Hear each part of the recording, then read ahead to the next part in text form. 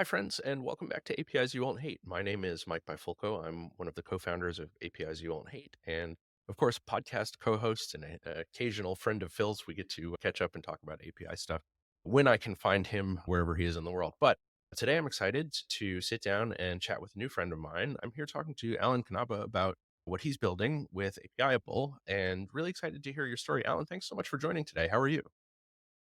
Hi, Mike. I'm doing very well, thank you. Thanks for having me on the show, first of all. Of course. Yeah, it's a pleasure to have you here. I would love to hear a little bit about you to start. Give me your the history of how you got to what you're building today, and then I want to hear all about Apiable. Okay, cool. Yeah, I'll skip the early years because I don't think that'll interest anyone. But I, Sure.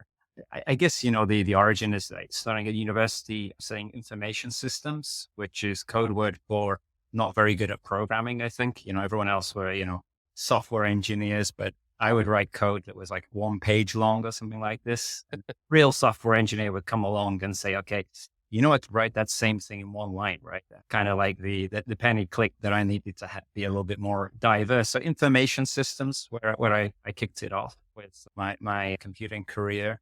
And yeah, from there, I kind of started off with an Oracle consulting company in Birmingham, which is, basically where I'm from in Birmingham, UK.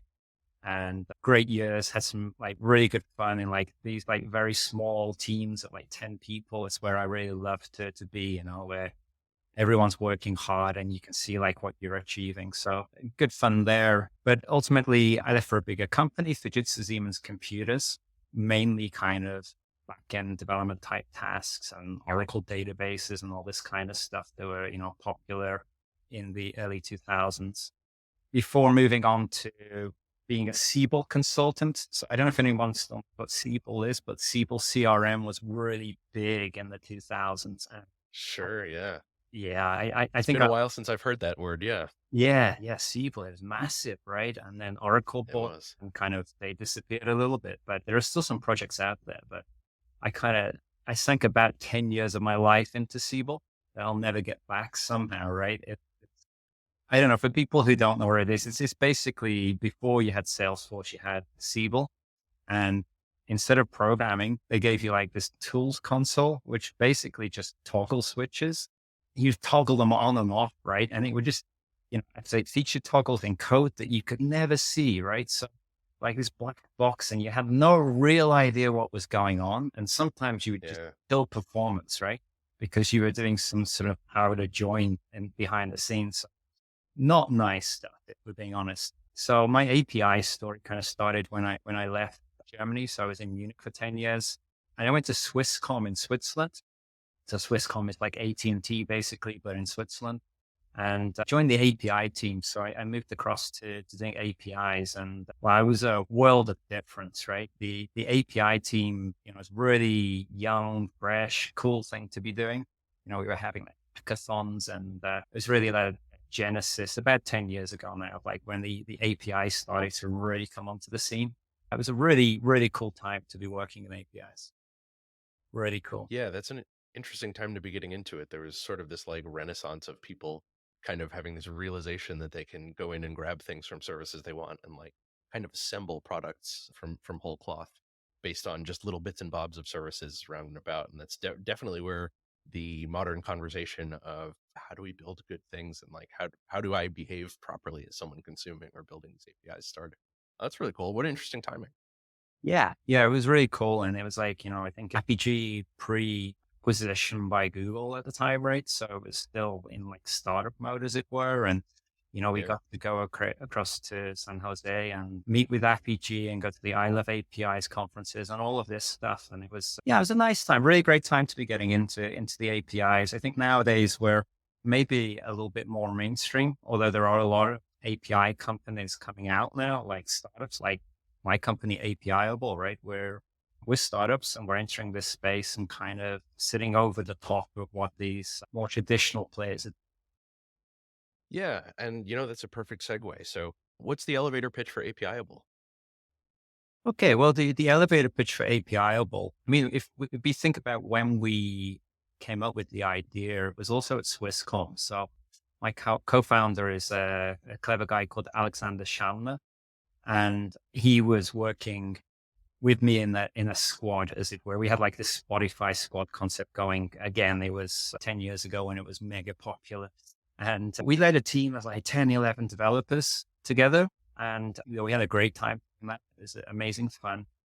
But one of the challenges that we had is that we were asked to create new digital products, so API products for Swisscom. So things like payment services and the precursor to like WhatsApp and things like this. Well, that's what we were trying to do. But we found that the tooling that came out of the box for developer portals was pretty poor. So we were using the one that came from PG, which was this Drupal PHP solution that, you know, we didn't really like it, but we used it for a while. And eventually no one kind of pitched that solution. And security said, okay, it's just too vulnerable. You have to take it down. So a lot of companies did that at the time. And what did they do? They built their own API portals, right? That's what Yeah. we, right? We spent like, I don't know, like 2 years, like making the API portal and did a really good job. Fantastic. But it was kind of that feeling that all this energy from mankind is going into building API portals that are bespoke. And really the amount of features you want to build for an API portal, if you're building it yourself, it's limited, right? You can only get X features in there before someone says that'll do. And it's basically just getting an API key, sticking some documentation on it. But we wanted to do a lot more with it, right? And that's kind of like where we went with Apiable is saying, okay, well, treating APIs as products, right? Is one of the biggest things that we do. I really believe in API product management. An API product manager and see the value in that. So we really try to bake that into APIable. And that does go hand in hand with monetization. Not every company wants to monetize, but those that can do it with APIable, right? So it was that kind of like genesis moment of saying, okay, if everybody in the world is building these API pools, why don't we just build one that's like great and provide it as a service? So that's where we got to. And I think what we're really noticing as well again, more on the enterprise side is the amount of organizations that have more than one API portal. It sounds a bit crazy, but if you as an organization, you've done some acquisitions and you end up with like multiple technologies. So imagine a situation where you got MuleSoft and you got Kong and you got FPG, for instance. Sometimes you'll have three portals. My previous company, Connor, at one point, I'm glad to say it's not the case anymore, but we had, I think, dev dot and we have develop dot and we have developer dot, Wow. right? And Wow. you've seen banks as well. You see a very similar Yeah. situation as there's like different functions within the organization using different technologies. And the technology assumes that you will use our portal and we are, the only company in the world. So there's no cross usage there. So it's one thing that we kind of identified and we said, okay, well, we're technology agnostic, right? So you can have Kong and MuleSoft and RPG in your organization and just go ahead and connect ways in. So as a developer, we're making developers' life much easier that they don't have to then log into three different API portals. You have like one unified portal where you can just get everything you need, and the token management should work in the same way across all. Sure. Yeah, I think it speaks to an interesting thing that happens in product development on any scale, but certainly at enterprise level. I would imagine I mean, if you're listening to the show, pick any like Fortune 500 sized company that's not primarily a tech company. Imagine the size of their dev team and the amount of stress they're under to deliver things probably in an underfunded, under timelined sort of way. They will put as many resources as they're able to, I'm sure, to developing the API itself, right? Make sure it does the things it purports to do, write it in the languages that they are comfortable with. And when it comes time to make that thing available for usage, there's probably a very rushed moment where it's like, okay, now we need to expose this thing to the world. So Right. what's the simplest way to put up a developer portal where someone can go and now consume our APIs? Yeah. And I think that's maybe the curse of product development is it's like you spend so much time building it and then the last bit of pushing it over the line often is where things start to fall apart. And if I mean, lots of our listeners are probably familiar with this, but if you've tried to consume an API from like some random company Inc., from wherever in the world, and you've come across a site that looks like it was built in, Visual Studio .NET in Right. 2007, you've had this feeling exactly. So that's really interesting. And so, I mean, it's a core problem that a lot of these product teams face, and a lot of API devs have certainly dealt with. I'm curious, how long have you been working on this? You said it started when you were at Swisscom. What's kind of the timeline for that? Yeah, we carried the idea from there, and it was really when I left Swisscom, I moved to Finland, to Helsinki, and started working with an elevator, or actually, I think they call themselves a people flow company, right? To be more modern, right? I guess but they're an Yeah, elevator yeah. company, yeah. And when I started seeing, okay, the same problem there, right? Different technology, but multiple gateways, and not no one providing a good API portal. That was kind of the point for me where I said, okay, I need to quit my day job and do this. Of course, I quit in February 2020. I mean, Oh, the best wow. timing in the world, right? Yeah. Yeah, of course, coronavirus was around at the time in China, and I just thought, okay, that won't be a problem for me. And I quit my day job, and by April, I was babysitting because we have 3 children. So my wife was working, and I was just looking after the kids. So that was good fun. But that was kind of like the genesis there in 2020 when I formed the company, and basically was looking around for potential customers. And we found a great company called Bicmo. They sell bicycle insurance. And what they're trying Oh, to do cool. is embed their APIs within the shopping cart of, larger bike companies. So you can go like Specialized or Canyon or someone like this, see an insurance offer within the shopping cart process, right? So we've helped them with their APIs and getting them exposed so that they can get more partners effectively and get more customers that way, rather than relying upon someone buying a bike and then thinking, oh, what if I should insure this thing?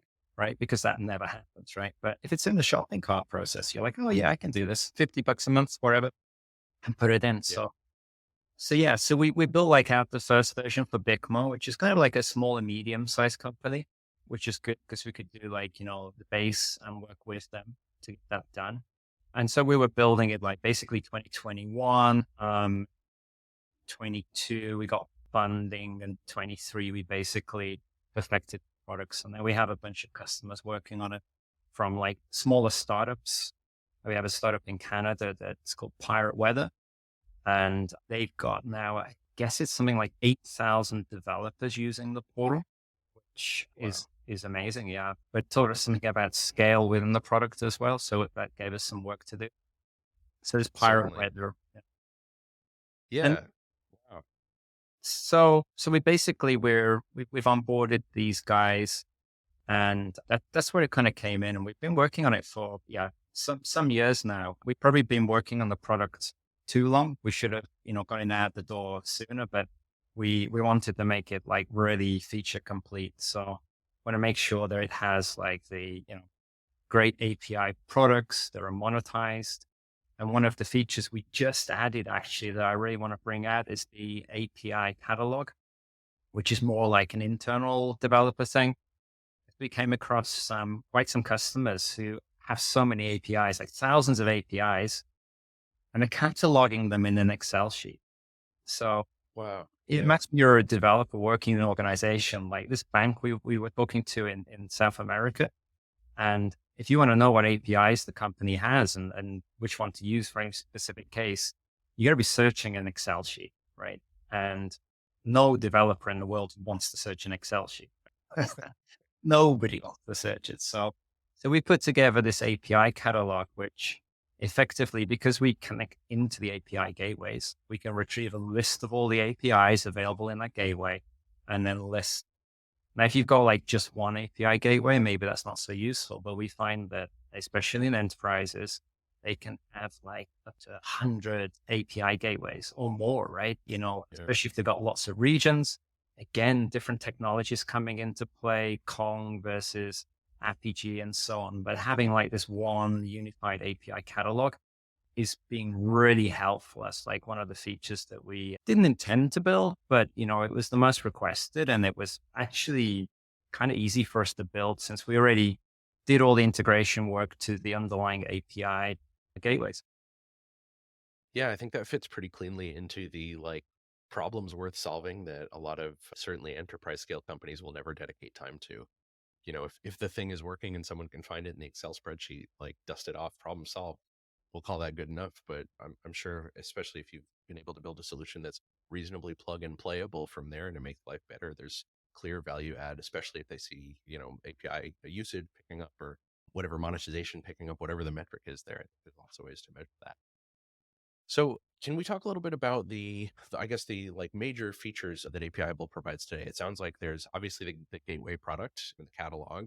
Is there a documentation angle as well? What else are you providing right now? Oh yeah. Yeah. I mean, the core developer experience is something that was always very important to us. And so there we're actually using something open source called Rapidoc Web. But I guess we can get to that in more detail, but we're using Rapidoc Web to for the API specifications up.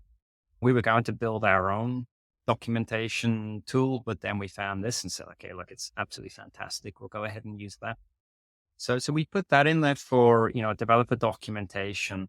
We did some nifty things like synchronizing the documentation from the API gateway, which is nice. So you can Okay. trade it on the documentation on the gateway and you get it synchronized across into your API products.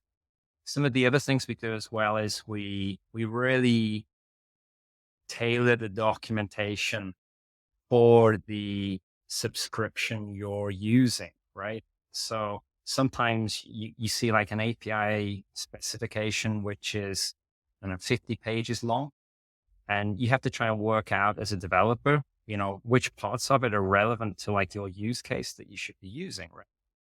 And so what we said is that if you can say, okay, in this particular API product and in a particular plan, because you might have like a small, medium, and large plan. And in the large plan, you might get more endpoints, more methods, right? And you want the documentation to reflect that. So you can switch between these different plans and see, okay, okay, I'm not getting a post possibility on this endpoint, but I do get that in the large plan, right? And so making that really clear to the developer what they're working on. With the whole, triad functionality is a triad console there as well. Once you've subscribed to an API, the API credentials are automatically assigned to the documentation. So you can just start pressing buttons and it will do, API calls for you and so on. So, trying to help the developer. And Yeah. I'd say, they're one of the key things as well is we noticed working at Swisscom and elsewhere as well is that the decision maker to use an API is not always the developer, right? Developer may be the one like signing up, using it, but we really feel that if we can get the decision maker to sign up for the API and put their credit card in and sign any contracts and go through the approval process, and then invite the developer in at the correct time, that's much more useful for the developer because no developer likes waiting for approval, right? It, you go to a site, you sign in, I want to use this API. The worst thing a developer can see is, okay, this is pending approval. Yeah, we'll Yeah. get back to you when John comes off his vacation in 2 weeks. So we really try and, work from our experience of seeing, okay, who's making the decision to use the API. Sometimes it's the developer directly, right? Or, more enterprisey, contracty APIs. We let, more of a business person take care of all of that stuff.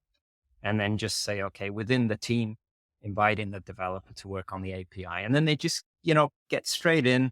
The subscription is there. They get the API key and they start. Yeah, I'm victim, or I have been victim of that in the past where, hey, here's the next great thing we're going to use, or maybe I have the idea, hey, like our team should probably adopt this product, and you get there and you're hit a doorstop because it's not security approved or accounting hasn't approved the expense or whatever the case may be. It's a really interesting approach. I think typically when we're talking about API products, it's not really a facet that comes up, and it's definitely like an important angle, especially I'd imagine if you're dealing mostly with enterprise level customers, there's a lot more of that like red tape in place to keep the business safe and secure. That makes a lot of sense. You touched on something a minute ago that I think is interesting too, that you were talking about differences in plans for APIs and making different things available. I noticed on your site that there's some monetization features available as well. Can you talk a little bit about that? Yeah, that's really exciting right now. We're working on some of the more advanced monetization cases as well.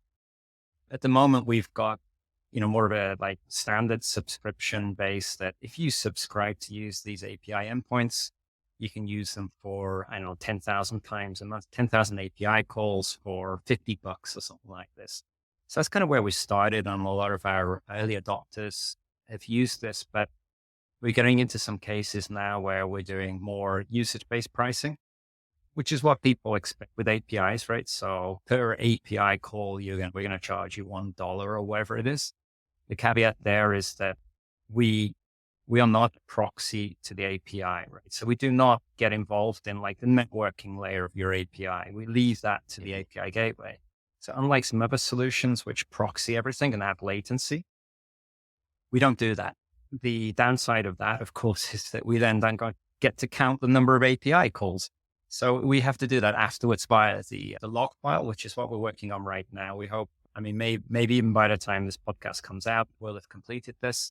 For these advanced cases where, you can charge for a particular endpoint, for a particular message, you can have a different price to anything else, right? So especially with AI companies, they really are interested in these cases of saying certain calls are more valuable than other ones. And we get requests now for credits as well to say, okay, someone could buy a package of credits. And then depending on the kind of calls they're making, it uses more or less credits. So these are really interesting time to be working in this. And yeah, luckily the team is doing a really good job. Yeah, that's a big change in paradigm that I think we faced probably somewhere in the last 2 years, where LLMs in particular have made it so that like the same API call costs differently every time you call it based on how much input and output that it's using. Which I don't know if you zip back to call it February of 2020, that was a pretty foreign concept not too long ago, and is very like standard these days for a lot of the creative AI based tools.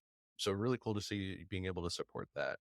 There's a lot here. I'm honestly really impressed by the amount of things that Apiable provides, and even like granularity you're getting into for monetization between seeing freemium and usage based and different subscription tiers and all those things. There's quite a bit that goes into that.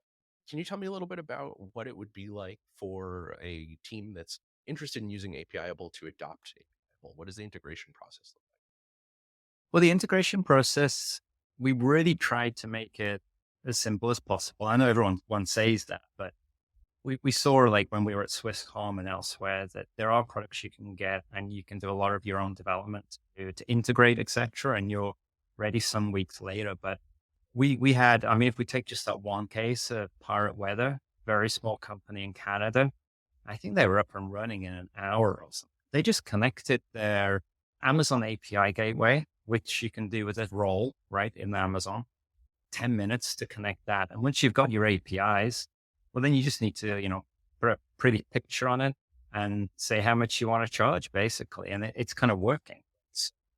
Yeah, we really tried to do it like, product led in that case so that it was off the shelf very quickly. Obviously, for enterprise customers, they might want a little bit more help with the onboarding process and so on. And for that, we have pilot programs where we sit with them and discuss their needs and so on, which is fascinating because then you get to uncover like these like really urgent needs they have, like that's how we got to the API catalog part as well, right?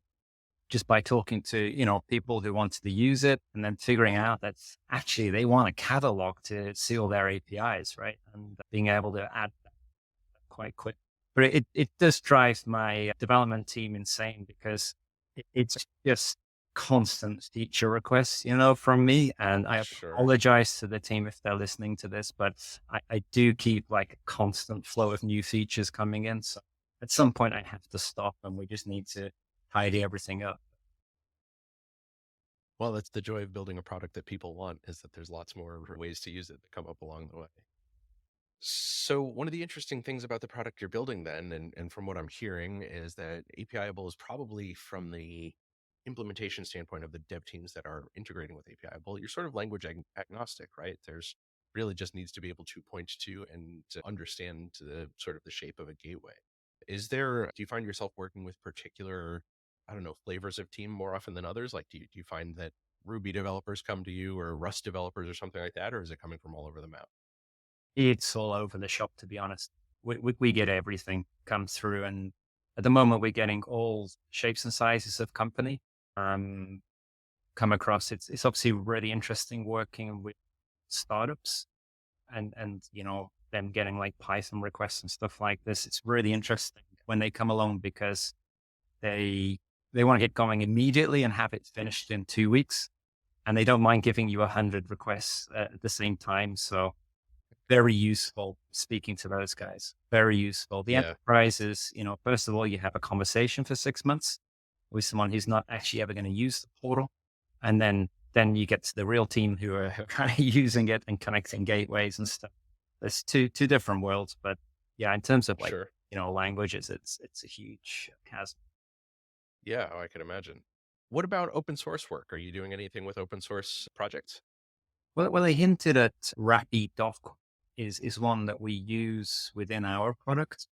It's honestly very well put together. You can find it at rapid.docweb.com. I guess you'll put a link as well in. Yeah, absolutely. Yeah, that's great. So it's a really good project. I think, probably more people could get value from that. If you just want to, if you got a simple API, you want to document it and put it up somewhere, it's a really nice project for that. And we're hoping to support that community more and more as we go forwards. So that's exciting. Other stuff we're kind of like interested when we get 5 minutes. Like I said, it's a constant like feature frenzy at Apiable. But one of the things we're looking at is more on the OAuth 2 side as well. Somehow helping. And this was an idea we had a few years ago working at Corner. And that's when you turn around to a product manager when you're building, for example, and development team starts to ask some questions. What flavor of OAuth 2 should we use for securing this application, right? And they're getting blank stares back, right? So Sure. there's some kind of a translation needed there that I think is really doable. Some kind of like a tool that you could build to say, okay, in more human terms, how would you like to secure something? What are the cases? You know, is it on a per user who's logging in basis, or is it more of a machine to machine case, whatever?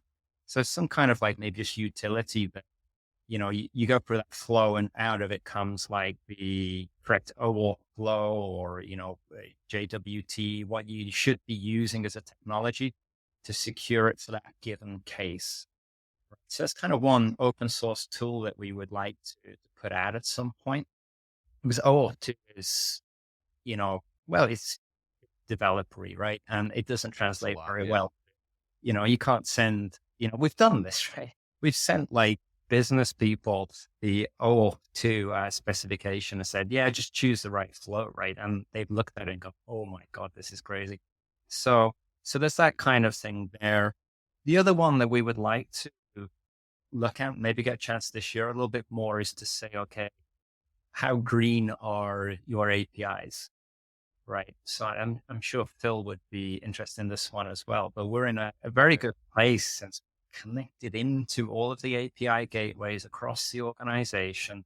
And we can, see from the log files what developers are all doing and start to drop in some hints for the organization owners, the customers to say, okay, could you be doing to reduce the footprint here? Because I mean, APIs are, is it 83% of all internet traffic or is it more than that? I can't remember. It's around that kind of like area. It's a huge amount of work happening with APIs. And, are there some quick wins? For example, if we see a developer is getting the status of something every 2 seconds, right? It could be, potential then to turn around and say, well, maybe this should be behind some kind of a webhook, right? That say, okay, instead of some polling all the time, and that generating a lot of back end work, you could say, okay, we'll update you in like 4 hours when this thing has changed status, right?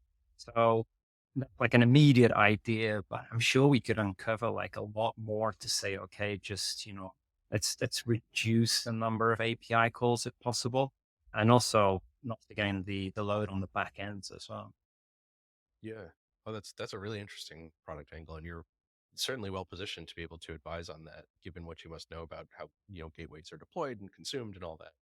Really fascinating. Yeah, I think that is one of those things that teams rarely think about. about, right? Like not everyone has a Phil Sturgeon on their team who is very, very cognizant of the existential crisis facing all of us with environmental friendliness.